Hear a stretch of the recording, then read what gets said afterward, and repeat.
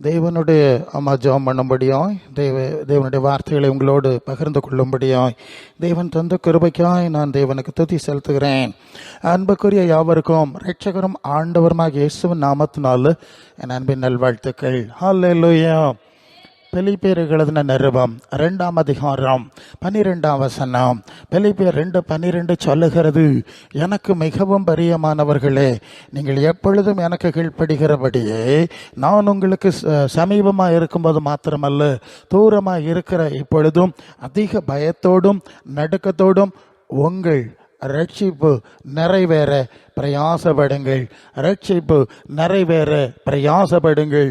ரட்சிப்பு என்ற வார்த்தைக்கு பாதுகாக்கப்படுதல் அல்லது விடுதலை அடைதல் என்று பொருள். அப்படி என்றால் நாம் ஏதோ ஒரு பெரிய அபாயகரமான ஒரு சூழ்நிலையில் சிக்குண்டு இருந்திருக்க வேண்டும் அல்லது சிக்கி இருக்க வேண்டும். அது என்ன? அதை குறித்து ரோமருக்கு எழுதின நிருபம் 6ஆம் அதிகாரம் 23ஆம் வசனத்தில் இப்படி வாசிக்கிறோம், பாவத்தின் சம்பளம் மரணம், பாவத்தின் சம்பளம் மரணம். மரணம் என்ற வார்த்தைக்கு தேவனிடத்திலிருந்து பிரிக்கப்படுதல் என்ற அர்த்தம். தேவனிடத்திலிருந்து பிரிக்கப்படுதல் என்ற அர்த்தம். ஆண்டவரத்தில் ஒருத்தன் கேட்கிறான், நான் முதலாவது என் தகப்பனை அடக்கம் பண்ணிட்டு வரணும், அப்புறம் உம்மை பின்பற்றுகிறேன். அப்பொழுது ஆண்டவர் சொல்வார், மரித்தோர் அடக்கம் பண்ணட்டும், நீ போய் தேவனுடைய ராஜ்யத்தை பிரசங்கம் பண்ணு சொன்னார். உயிரோடு இருக்கிற மரிச்சவே சரீரம் பிரகாரமா மரிச்சு போனோன்னு அடக்கம் பண்ணட்டும். அப்படி என்றால் மரணம் என்ற வார்த்தை சரீர மரணத்தை மாத்திரம் குறைக்கிற வார்த்தை கிடையாது. அது தேவனுடைய வரவில் இல்லாம வாழுகிற அனுபவத்தை குறைக்கிறது என்பதை அறிந்திருக்கிறோம். ஆண்டவர் ஒரு ஓம சொல்லுவார், ஒரு தகப்பனுக்கு 2 குமாரர்கள். இளையவன் சொத்தை பங்கு போட்டு வாங்கிட்டு தூர தேசம் போயிட்டான். அவன் தன்னை கெடுத்து கொண்டான். இப்போது அவன் திரும்பி வருகிறான். தகப்பனிடத்தில் வரும்போது அந்த தகப்பன் சொல்ற வார்த்தை, இவன் மரித்தான், மீண்டும் உயிர்த்தான், காணப்படாமல் போனான், மீண்டும் காணப்பட்டான். அந்த தகப்பனோடு உறவில்லாத வாழ்ந்த காலத்தை மரணம் என்று அங்கே ஆண்டவர் விளக்குகிறார். ஆம், தேவனுடைய வரவை இழந்தவர்களாய் அடைகிற எல்லா சாபங்கள் துன்பங்களும் நிறைஞ்சதுதான் இந்த மரணம் என்ற காரியம். அதாவது இன்னும் சற்று உங்களுக்கு விளங்கும்படி சொல்லணும்னா, அந்த 2 ரோமர்கள் நிருபம் 8ஆம் அதிகாரம் 22ஆம் வசனத்தில் ரோமர் 8:22 வரும்போது இப்போ நாம் இருக்கிற அந்த நிலைமையை குறித்து பவுலடியார் ஒரு விளக்கத்தை அங்கே விளக்குறார். பாருங்க, வாசிங்க பார்ப்போம். ஆகையால் நமக்கு தெரிந்திருக்கிறபடி இதுவரைக்கும் எல்லா சிருஷ்டியும் ஏகமாய் தவித்து, ஓகே, முதலாவது நடத்துங்க. எல்லா சிருஷ்டியும் ஒரு தவிப்பிலும் பிரசவ வேதனையிலும் இருக்கிறது. அது என்னன்னு கேட்டால், ஆதி ஆகமத்தில் தேவன் மனிதனை நம்முடைய சாயல ரூபமாக படைச்சிட்டார். ஆனால் இவன் தேவ சித்தம் செய்யல, சாத்தானுக்கு பின்னால் போயிட்டான். விளைவு என்னது? முதலாவது அவனுடைய மகிமை அவனுக்கு கொடுத்திருந்த உடையை இழந்து விடுகிறான்.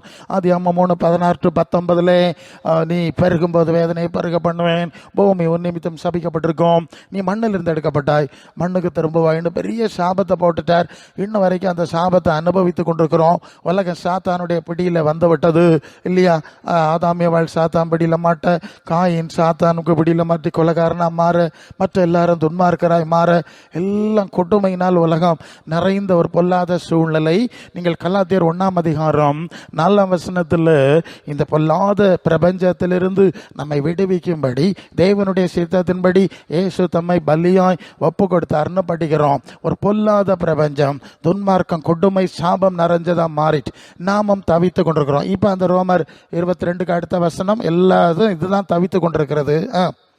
அதுவும் அல்லாமல் ஆவியின் முதற் பலன்களை பெற்ற நாமும் கூட நம்முடைய சரீர மீட்பாகிய புத்திர சுவிகாரம் வருவதற்கு காத்திருந்து நமக்குள்ளே தவிக்கிறோம். அல்லேலூயா.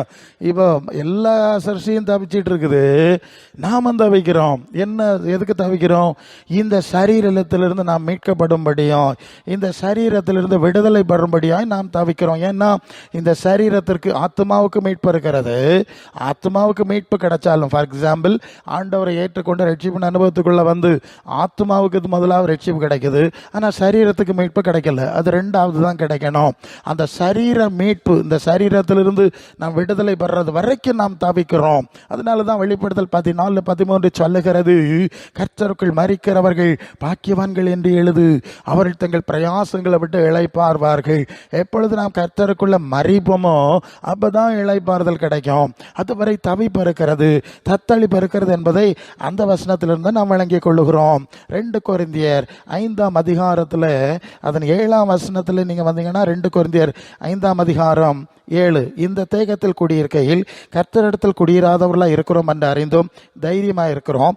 நாமே தைரியமாகவே இருந்து இந்த தேகத்தை விட்டு குடி போகவும் கர்த்தரிடத்தில் குடியிருக்கவும் அதிகமாக விரும்புகிறோம். ஏன் விரும்புகிறோம்? நீங்கள் அதுக்கு மேலே 4ஆம் வசனத்தில் இந்த கூடாரத்தில் இருக்கிற நாம் பார சுமந்து தவிக்கிறோம். 2ஆம் வசனத்தில் இந்த கூடாரத்தில் நாம் தவித்து நம்முடைய பரம வாசஸ்தலத்தை தரித்து கொள்ள வாஞ்சையாக இருக்கிறோம். உலகத்தில் தவிக்கிறோம், சரீரத்தில் தவிக்கிறோம். அதனால் இந்த சரீரத்தை விட்டு போனோம், ஆண்டவரோடு இருக்கணும். பிலிப்பியர்கள் நிருபத்தில் பவுல் சொல்வார், இந்த தேகத்தை விட்டு பிரிந்து கிறிஸ்துவோடு கூட இருக்க எனக்கு ஆசை உண்டு. அது அதிக நன்மையாக இருக்கும் இல்லையா? அது அதிக நன்மையாக இருக்கும். பாருங்கள், பரிசுத்தவான்கள் அப்படி தான் சொல்லியிருக்காங்க. ஓகே, எல்லாம் வசனம் தெரிஞ்சதுதான், நல்லது. இப்போ இப்படி ஒரு உலகத்தில் தவிப்பு, சரீரத்தில் தவித்து கொண்டே இருக்கிறோம். அப்போ இந்த தவிப்பு எல்லாம் மாறி எப்போது நமக்கு பூரண விடுதலை கிடைக்குமோ, அதாவது அது வெளிப்படுத்தல் 22:3, இனி ஒரு சாபம் வராது, ஆட்டுக்குட்டியானவருடைய சிங்காசனம் இருக்கும். வெளிப்படுத்தல் 21:3-4, பரலோகத்தில் ஒரு சத்தம், மனுஷருடைய மத்தியில் தேவனுடைய வாசஸ்தலம், அவர் அவருடைய பிள்ளைகளாக இருப்பாங்க, அவர் அவருடைய தேவனாக இருப்பார். இந்த சூழ்நிலைக்கு போகும்போது தான் கண்ணீர் யாவையும் துடைப்பார். இனி வருத்தம் கிடையாது, இனி மரணம் கிடையாது, இனி துக்கம் கிடையாது. அப்படி ஒரு சூழ்நிலைக்கு போயிடுவோம். எங்கே போயிடுவோம்? இயேசு இருக்கிற சாபம் இல்லாத இடத்துக்கு போயிடுவோம். அந்த ராஜ்யத்தில் கண்ணீர் சாவு ஒன்றும் இல்லாத நிலைமைக்கு போவோம். இது வரைக்கும் இன்னொரு வசனத்தை பார்க்கலாம். 2 தெசலோனிக்கர் 2:14, நம்முடைய கர்த்தராகிய இயேசு கிறிஸ்துவின் மகிமையை அடையும் பொருட்டாக இந்த சுவிசேஷத்தினாலே அந்த ரட்சிப்புக்கு தேவன் உங்களை அழைத்தார். ஹல்லேலூயா. அப்போ இங்கே ரட்சிப்பின் பூரணத்தை நம்ம பார்க்குறோம். ரட்சிப்பு நிறைவேற பிரயாசப்படுங்கள், அப்படி தான் வசனம் பார்க்குறோம். அப்போ என்ன புரிகிறோம்? இந்த ரட்சிப்புக்கு ஒரு தொடக்கம் இருக்குது, அது கடந்து போக வேண்டிய சில அனுபவம் இருக்குது, அதுக்கு ஒரு பூரணம் இருக்குது இல்லையா? சரி, அந்த பூரணத்தை தான் இப்போ சொன்னேன். சரீரத்திலிருந்து விடுதலை அடைதல், சாபம் இல்லாத சூழ்நிலைக்கு போதல், புதிய சரீரத்தில் இயேசுவை போல சரீரம் அடைதல், இயேசுவின் மகிமை அடைதல். அந்த ரட்சிப்பின் அதான் அந்த வார்த்தை இருக்கு, கர்த்தராகிய இயேசு கிறிஸ்துவின் மகிமை அடையும் பொருட்டாய் இந்த சுவிசேஷத்தினாலே அந்த ரட்சிப்புக்கு தேவன் அழைத்தார், அல்லது ரட்சிப்பின் அந்த முழுமை நிலைக்கு தேவன் நம்மை அழைத்தார். இதுவரை ரட்சிப்பின் நிலை இருக்கிறது. ஸோ ஆக ரட்சிப்புன்னு சொல்கிறது அது ஏதோ ஒரு நாளில் முடிஞ்சிற விஷயம் இல்லை, அது ஒரு பெரிய ப்ராசஸ். அதுக்கு தாங்க நாம் இங்கே வைக்கப்பட்டிருக்கிறோம். அவங்க வார்த்தையை தர்றார், ஆவியை தர்றார், பல சூழ்நிலையின் மூலம் அந்த பூரணத்துக்கு கடந்து போகிறோம். சரி, ஒரு புரிதல் வந்துட்டா ரட்சிப்புன்னு சொன்னால் அது ஏதோ ஒரே நாளில் முடியலை, அது நிறைய விஷயங்கள் கடந்து போண்டியிருக்கு. முதலாவது இந்த ரட்சிப்பு எங்கே ஆரம்பிக்கிறது என்று சொன்னால், ஒரு மனிதன் இப்படி தேவன் படைத்த சூழ்நிலையிலிருந்து எங்களுடைய ஆதாமையால் பாவம் செஞ்சுட்டாங்க, சாபத்தில் விழுந்துட்டாங்க, நானும் அந்த சாபத்தில் சிக்கி இருக்கிறேன். ஒருவேளை அவன் சொல்லுவான், நான் அந்த பாவம் செஞ்சனா, இந்த பாவம் செஞ்சனா, அப்படி இல்லை இப்படி இல்லைன்னா நியாயம் எல்லாம் பேசுவான். அந்த நியாயம் பேசல் இல்லை, அந்த நியாயம் பேசலை தாண்டி நீங்கள் ரோமர்கள் நிருபம் 5ஆம் அதிகாரத்தில் 17, ஒருவனுடைய மீறுதலினாலே அந்த ஒருவன் மூலமாய் பாவம் மரணம் ஆண்டு கொண்டிருக்க என்று வாசிக்கிறோம். ஒரு மனுஷன், நீங்கள் அடுத்த வசனத்தில் 18, ஆகையால் அது 8:18, ஒரே மீறுதல்னாலே எல்லா மனுஷரும் ஆக்கினைக்கு ஏதுவானார்கள். 19, அன்றையும் ஒரே மனுஷனுடைய கீழ்ப்படியாமையினாலே அநேகர் பாவிகள் ஆக்கப்பட்டார். நான் பாவம் செய்யலை அப்படி இப்படின்னு இவங்க சொல்லிக்கிட்டாலும் இந்த அறிவை தேவன் கொடுக்குறாரு. இல்லைப்பா, அது ஆதாமிலிருந்தே முடிஞ்சு போச்சு, அவனுக்கு வம்சம் சாபத்தில் ஆயிடுச்சு, பரிசுத்த வம்சமாக இருக்காதுன்னு இந்த நிலை இருந்ததுனால தான் நீ பெருகும்போது வேதனையை பெருக பண்ணுவேன்னு நான் சொன்னேன். இன்னும் வர உலகத்தில் உள்ள எல்லா துன்மார்க்க சந்ததியும் இந்த ஆதாம் வம்சத்தில் தான் வர்றாங்க, நீதிமான்கள் ரொம்ப கொஞ்சமாக இருக்காங்க. சரிதானே? சரி, ஓகே. இப்போ என்ன நடந்தது? இப்படி ஒரு அப்போ நான் பிறவியிலே இதை தான் ஜென்ம பாவம் அப்படின்னு சொல்லுவோம். நான் பாவி என்கிற உணர்வுக்குள் அவன் வர வேண்டும். 2வது, நான் தேவனுக்கு சத்துருவாக வாழ்ந்திருக்கேன், எனக்கு தேவனை தெரியாது, தேவ நீதி தெரியாது, உலகத்தின் நீதி தெரியும். நீங்கள் எபேசியர் 2ஆம் அதிகாரம் 2ஆம் வசனத்தில் வந்தால் நீங்கள் அங்கே என்ன வாசிக்கிறீங்க? உலக வழக்கத்தின் கீழ்ப்படி அந்த வசனத்தை சரியா படிங்க. 2:2, எபேசியர் 2:2, உலக விளக்கத்தின்படியாகவும் கீழ்ப்படியாமையின் பிள்ளைகளிடத்தில் எடுத்தவங்க டக்குன்னு வாசிருங்க. முற்காலத்தில் பழைய அவிசுவாசிகளாக இருந்த காலத்தில் இவ்வுலக வழக்கத்துக்கு ஏற்றபடி கீழ்ப்படியாமையின் பிள்ளைகளிடத்துல இப்பொழுது கிரியை செய்கிற ஆகாயத்து அதிகார பிரபுவாகிய ஆவிக்கு ஏற்றபடி நடந்து கொண்டு வந்தீர்கள். அவர்களுக்குள்ளே நாம் எல்லாரும் முற்காலத்தில் நமது மாம்ச இச்சையின்படியில் நடந்தோம். மாம்ச மனச விரும்பினவர்களை செய்து சாபத்தினாலே மற்றவர்களை போல கோப ஆக்கினையின் பிள்ளைகளாக இருந்தால் போதும். இப்போ போதும். இப்போ என்ன புரிஞ்சுங்கன்னா, இது மற்றவங்களுக்கு தெரியல. முதலாவது இவங்களுக்குள்ள பரிசுத்த ஆவி கிடையாது. ஏற்கனவே ஆதாமுடைய ஜென்ம பாபத்தில் பாவியாக வந்துட்டாங்க. ரெண்டாவது, அவங்களுக்கு தெரியாமலே ஆகாயத்து அதிகார பிரபு அவர்களை ஆண்டு கொண்டிருக்கிறது. அவிசுவாசிகள்னு சொல்கிறோம். அதாவது பரலோகத்திலிருந்து வந்த பரிசுத்த ஆவியினால் நடத்தப்படாத எல்லாருக்குள்ளும் இந்த உலகத்தின் ஆவி அல்லது ஆகாயத்து அதிகார பிரபு ஆவி குடியிருக்கிறது, செயல்பட்டு கொண்டிருக்கிறது என்பதை நாம் புரிந்து கொள்ள வேண்டும். அதனால்தான் எபேசியருக்கு எழுதின நிருபத்தில் 4:22 அந்தபடி முந்தின நடக்கக்கூடிய மோசம் போக்கு இச்சைகளாலே கெட்டு போகிற பழைய மனுஷன் களைந்து போட்டு உங்கள் உள்ளத்தில் புதிதான ஆவி உள்ளவர்களாகி மெய்யான நீதி பரிசுத்தத்திலும் தேவனுடைய சமையலாக சிருஷ்டிக்கப்பட்ட புதிய மனுஷனை தரித்து கொள்ளுங்கள். இப்போ புதிய ஆவின்னு சொல்லியிருக்கு. அப்போ பழைய ஆவி ஒன்று இருந்தது, அதான் 2:2 படிச்சிட்டோம். அது ஆகாயத்து அதிகார பிரபுவின் ஆவி, இப்பிரபஞ்சத்தின் தேவனுடைய ஆவி, பிசாசனுடைய ஆவி, ஆதாம ஏமாத்தின ஆவி, காயின கொலகாரனாக்கின ஆவி, ஆதியாம 6:5 மனுஷனுடைய நினைவுகளின் தோற்றமெல்லாம் நித்தம் பொல்லாதாக இருக்கிறது கர்த்தர் கண்டார்ல, அப்படி மனிதர்களை துன்மார்க்கராய் மாற்றுகிற ஒரு ஆவி. இது உலகத்தின் ஆவி, பிசாசின் ஆவிக பெட்டியில் இருக்கிறாங்க. அது வேணா அவங்களுக்கு தெரியாமல் இருக்கலாம், அது ஆவியானவர் வெளிப்படுத்துகிறார். இந்த ஆவினாலே அந்த ஆவிக்கு ஏற்றபடி அதான் உலக வழக்கம்லாம் அப்படி தான் இருக்குது. அதில் தேவ நீதி தேவச்சித்தம் கிடையாது. அதில் மற்றவங்க நடக்கிறாங்க, நம்மளை காப்பி அடிச்சிடறோம். ஏன்னா அந்த ஆவி அப்படியே நம்ம அங்கே கொண்டு இணைச்சிருது. ஸோ இப்படி தான் முற்காலத்திலே போனோம், இக்காலத்திலே போகிறீங்களான்னு எனக்கு தெரியாது. ஸோ இந்த சூழ்நிலையை அவன் உணரணும். ஓஹோ, நான் ஆதாமுடைய வீழ்ச்சியில் பிறந்த சாப மனுஷனா, எனக்குள்ள ஆகாயத்து அதிகார புரியும் ஆவிக்க தான் நடந்தனா, என் மனசு மாம்சம் வரும்படி தான் நடந்திருக்கேனா, அதனால தேவனுடைய கோப ஆக்கினையின் பிள்ளைகளா இருந்தோம். ஏன்னா தேவனை தெரியாது, தேவனுக்கு கீழ்ப்படியலை, அதனால்தான் ஆகாயத்து அதிகாரப்பூர்வ ஆவில சிக்கினாங்க. தேவனுடைய தண்டனை இல்லையா, தேவனுடைய தண்டனைக்குரியவர்களாக வாழ்கிறோம். இந்த உணர்வு வரும்போது தான் ஒரு மனுஷனுடைய ரட்சிப்பின் திட்டம் தொடங்குது. அல்லேலூயா, புரியுதா? சும்மா ஒரு கூட்டத்துக்கு போய் இன்னொரு கூட்டத்துக்கு வர்றதுனால ஆமாம் மற்றவனை சொல்கிறான்ல மதம் மாறுறது அப்படி ஒன்றும் ரட்சிப்பு வராதுங்க. இந்த அறிவை நம்ம கொடுக்கணும், நமக்கு தெரியணும், நமக்கு தான் தந்திருக்காருல, அதை அவன் ஏற்கணும். இந்த நிலைமையில வரும்போது தான் அவனுடைய ரட்சிப்பின் முதல் படி ஆரம்பிக்குது. இப்போ தான் நான் இதிலிருந்து கரையேறது அப்படின்னு சிந்திக்கிறான், என்ன பரிகாரம்னு நினைக்கிறான். அப்போ தான் தேவன் தம்முடைய குமாரனாகிய இயேசு கிறிஸ்துவை அக்கிரமங்களை நீக்குவதற்கு பாவங்களை தொலைக்கிறதற்கு மகாபரிசுத்த ஆசாரியராய் அவரை பாவ நிவாரண பலியாக சிலுவையிலே ஒப்பு கொடுத்திருக்கிறாருங்கிற செய்தி அறியும் போது இவன் அந்த பாவ நிவாரண பலியாகிய இயேசுவின் சிலுவை பலியை அவன் விசுவாசிக்கிறான், பாவங்களை அறிக்கையிடுறான், என்னை பாவ மன்னிப்பு கேட்கிறான். இப்போது அவனுடைய பாவம் தேவனால் மன்னிக்கப்படுகிறது.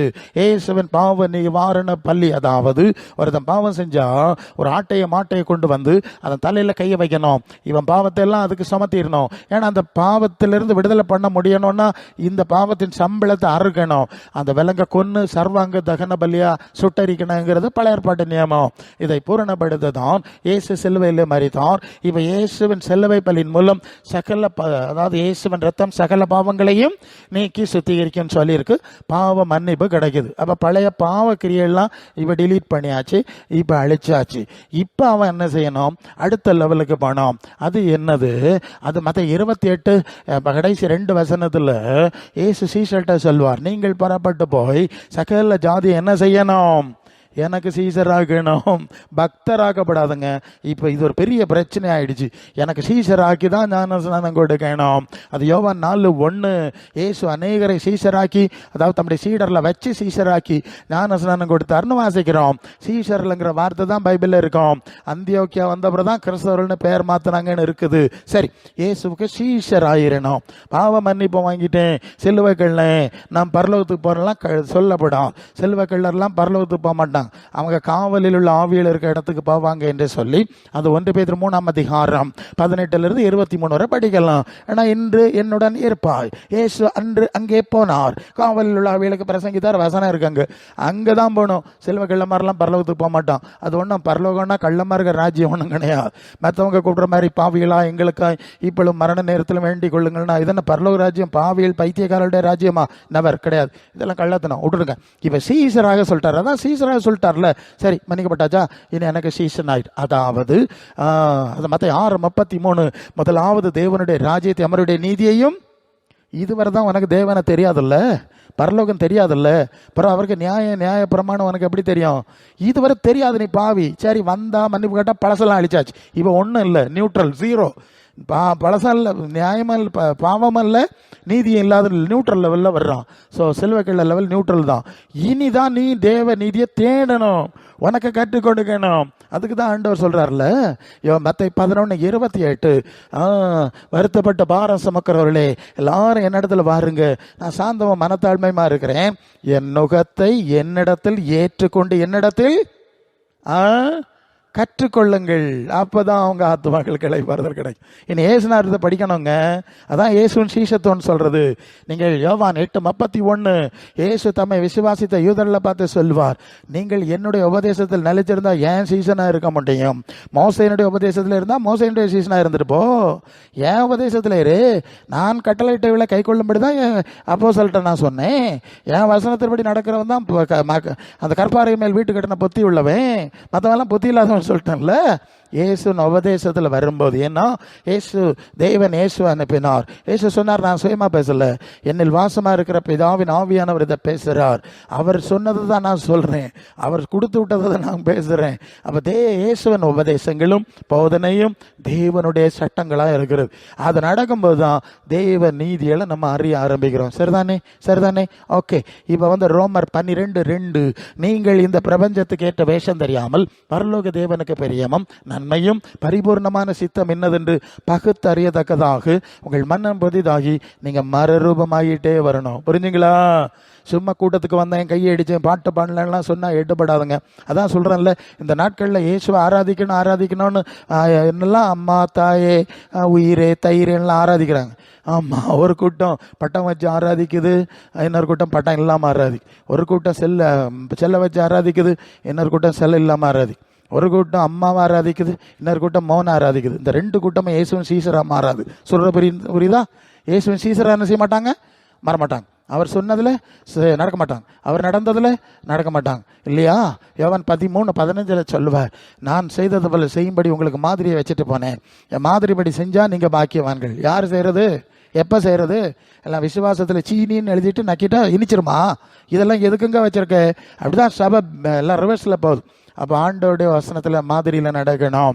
1 பேதுரு 2:21 அப்படி அடிச்சுவடுகளில் நடந்து வரும்படி அவர் மாதிரி வச்சுட்டு போனார்ல. பேதுரு தானே சொல்லாரத, அவர் நடந்தது போல. 1 யோவான் 2:6 அவருக்குள் நிலைச்சிருக்கிறவன் நடந்தபடி நடக்கணும். எப்போ இந்த அனுபவம் இல்லைன்னா அது சபை கிடையாது. நான் சொல்லுவேன் குருசடி. அவன் எங்கே ஆராதனை நடத்துகிறான், எதுக்குன்னு கேட்டால் புதுமை நடக்கணும், அற்புதம் நடக்கணும், பேய் போகணும், விடுதலை போகணும். குருசடி வச்சுருக்கான் அவன்.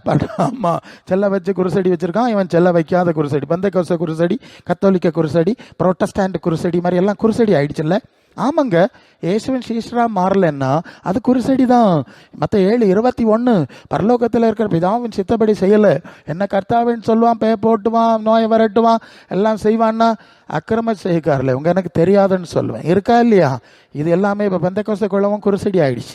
சீஷத்துவத்தை காணலை, இயேசுவின் வார்த்தைப்படி நடக்கிறத காணலை, இயேசுவின் மாதிரியில் நடக்கிறத காணலை. அதுக்கப்புறம் என்னது? அது எபேசியர் 2:20 அப்போஸ்தலர் தீர்க்கதரிசிகள் என்பவருடைய அஸ்திபாரத்தின் மேல் கட்டப்பட்டவர்களாய் கிறிஸ்து மூலக்கல்லா இருக்கணும், அவர் மேல் மாளிகையா வாசஸ்தலமா ஆலயமா நீங்க கட்டப்படணுங்க. அதுக்கு பேர் தான் சபை. இயேசு சொன்னது மூலக்கல்லுங்க. முதல்ல வீடு கட்டும்போது 2 மூலக்கல் வைப்பான்ல, அதான் சொன்னது செஞ்சது. அப்புறம் ஒரு நூல் கட்டுவாங்க, அதுக்குள்ள 2 மூலக்கல்லுக்குள்ள, அதுக்குள்ள பட்டக்கல் வைப்பாங்கல்ல. இதான் அப்போஸ்தலருடைய உபதேசம். அதான் அப்போஸ்தலருடைய உபதேசம். என்ன பாட்டு பாடுவீங்க? ஆதி அப்போஸ்தலர் காலம் நடந்த அற்புதங்கள் நாம் என்றும் காணுவோம். எப்படி காண்றது? நம்மக்கிட்ட அப்போஸ்தல உபதேசம் கிடையாது, அப்போஸ்தல அனுபவம். சபையை சொல்கிறேன், டோட்டலாக ஓவராலாக பேசுகிறேன், நம்ம எல்லாரும் சேர்த்து தான் பேசுகிறேன்.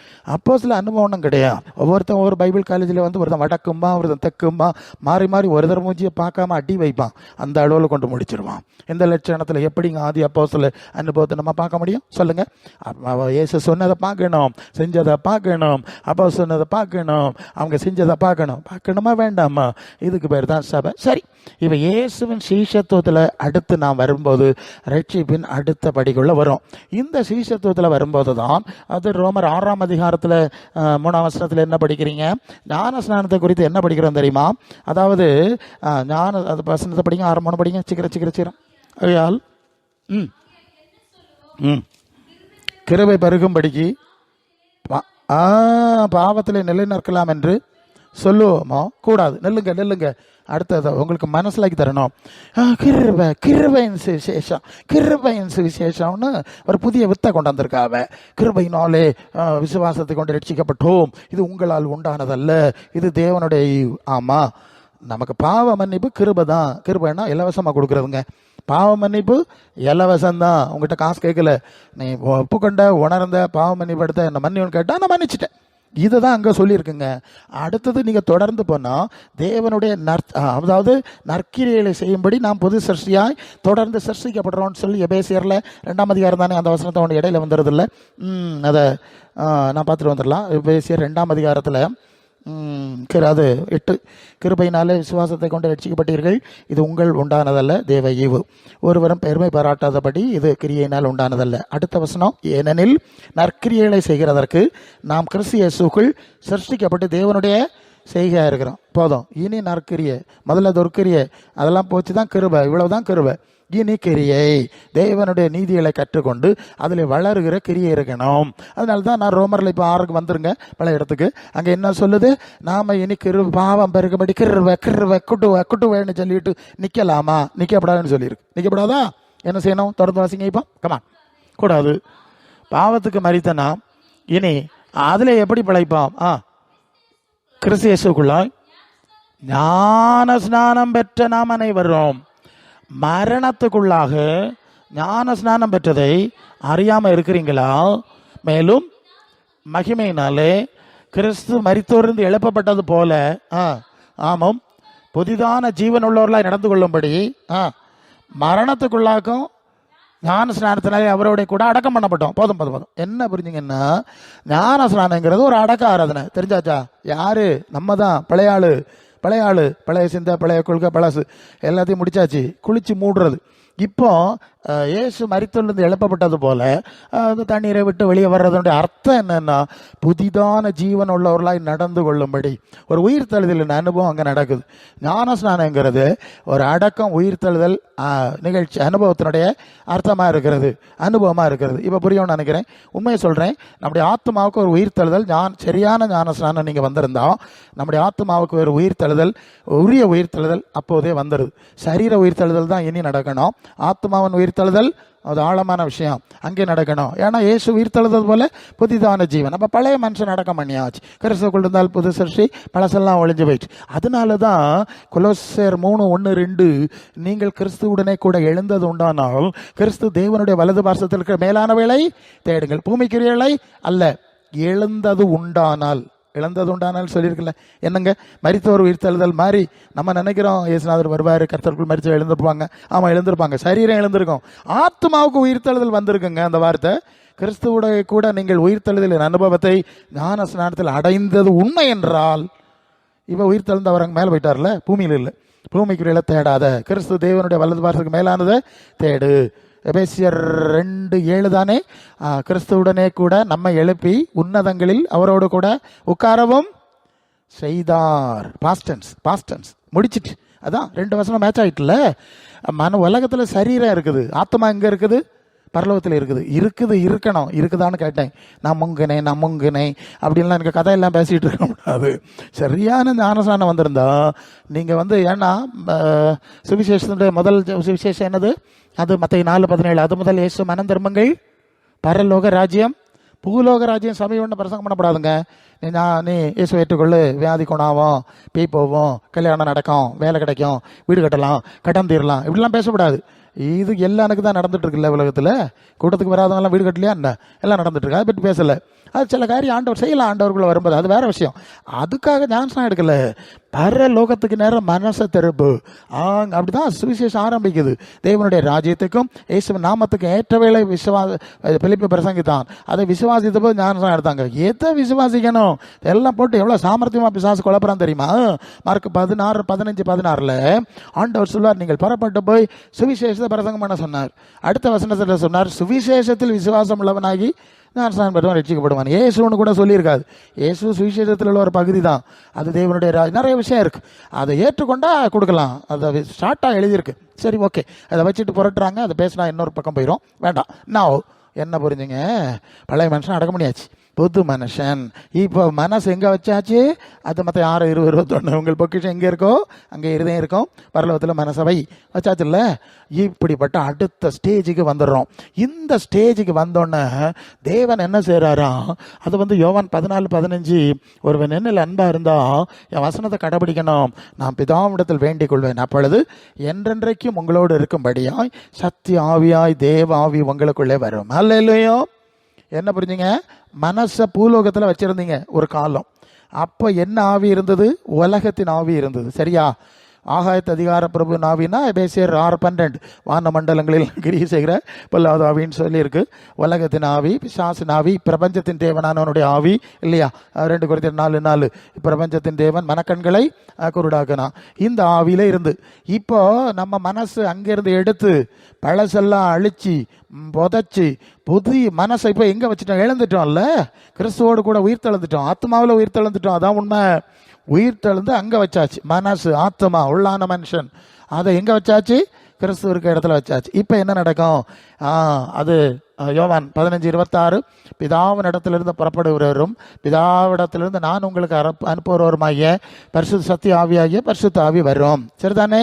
இப்போ என்ன ஆவி வருது? பரலோக தேவனுடைய ஆவி. யோவான் 4:24 தேவன் ஆவியா இருக்கிறார் அப்படின்னு சொல்லியிருக்கு. இயேசு சொன்னார். அந்த ஆவி இப்போ புதிய ஆவி வந்தது. புரிஞ்சது இல்லையா? நேரம் ஒன்று படித்தேன் இல்லையா? பழைய மனுஷனை களைஞ்சி போட்டு புதிய ஆவி உள்ளவரெல்லாம் மாறணும்னு எபேசியர் 4:23 அங்கே படித்தோம் இல்லையா? இப்போ புதிய ஆவி வந்துட்டு. புதிய ஆவி வந்தா அது 1 Corinthians 2:12 நாங்களோ உலகத்தின் ஆவியை பெறாமல் தேவனால் எங்களுக்கு அருளப்பட்டது அறியும்படி தேவனிடத்திலிருந்து புறப்பட்டு ஆவியையே பெற்றோம். இப்போ தேவனிடத்திலிருந்து புறப்பட்டு வந்த ஆவியை பெற்ற போது தேவன், அது 1 Corinthians 2:9 தேவன் தம்முடையவர்களுக்கு ஆயத்தம் பண்ணதை கண்ணு காணவில்லை, காது கேட்கவில்லை, இருதயத்தில் தோணவில்லை, தேவனோ அவைகளை தம்முடைய ஆவியினாலே நமக்கு வெளிப்படுத்தினார். இப்போ என்னாச்சு? பரலோகத்தின் ஆவி வந்தோடனே பரலோக வெளிப்பாடு வந்துட்டு. அப்படி தானே வரணும்.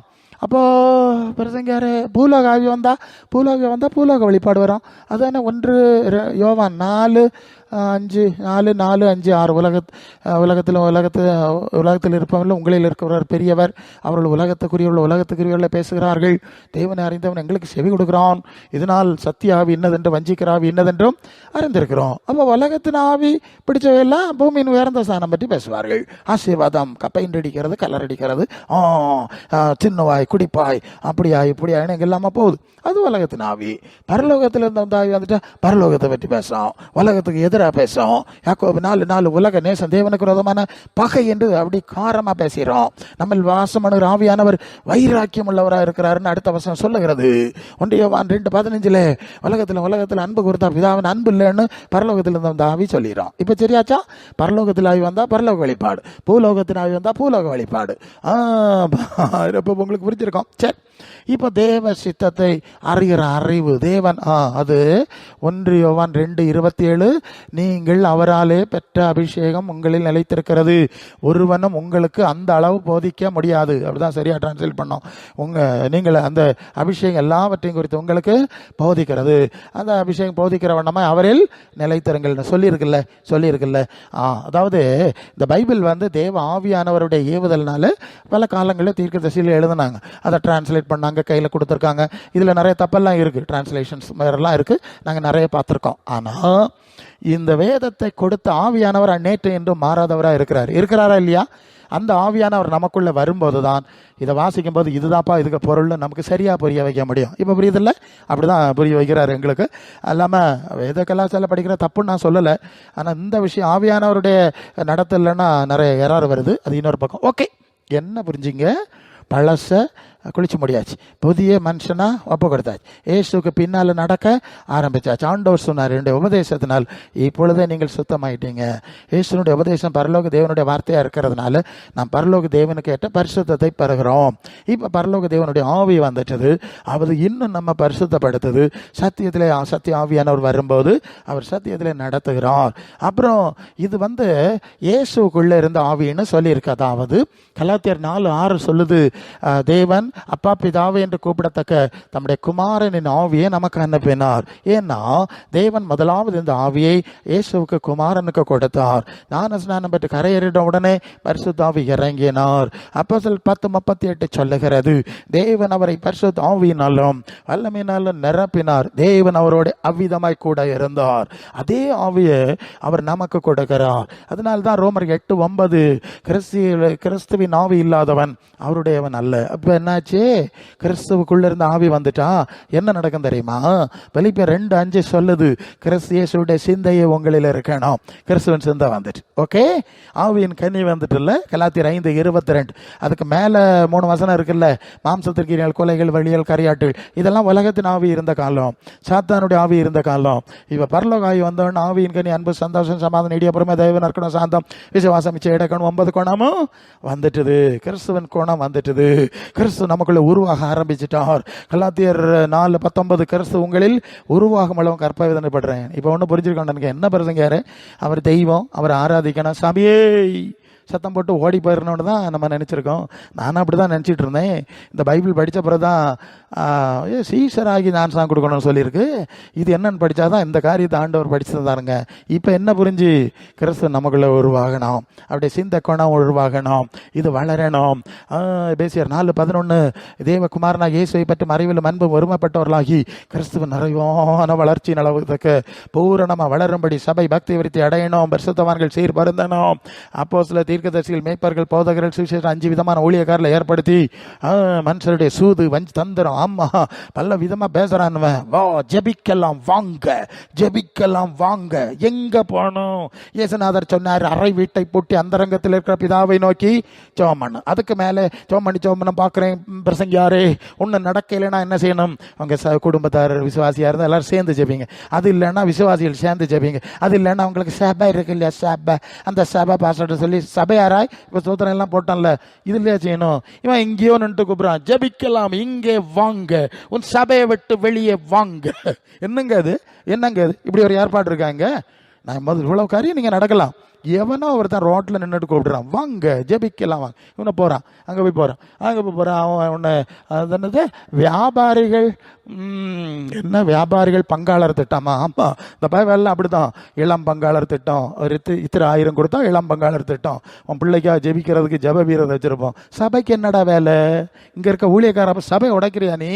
அடுத்தவன் வந்தான், வியாபாரிகள் பங்காளர் திட்டம். ஒரு இடத்துல போனேன், அந்த ஆள் இந்து மனுஷன், டிரைவிங் லைசன்ஸ் ரினியூவல் போனேன், எனக்கு கார் லைசன்ஸ் இருக்கு, ஏன்னா ஊழியங்களுக்காக நான் விளையாடுறது கார் ஓட்டுறவேன் ஊழியக்காரலோடு, ஸோ வச்சுருக்கேன். அது ரினியூவலுக்கு போனேன். அங்கே போனால் அந்த மனுஷன் இந்து மனுஷன், அவன் மேலே அவனுக்கு தெய்வத்தை வச்சுருக்கான். அதுக்கு கீழே அந்த அண்ணன் கொடுத்துருக்காருல்ல, இங்கே ஒரு அண்ணன் ஒன்று இல்லை, பிரபலமானவர், வியாபாரிகள் பங்காளர் திட்டம்.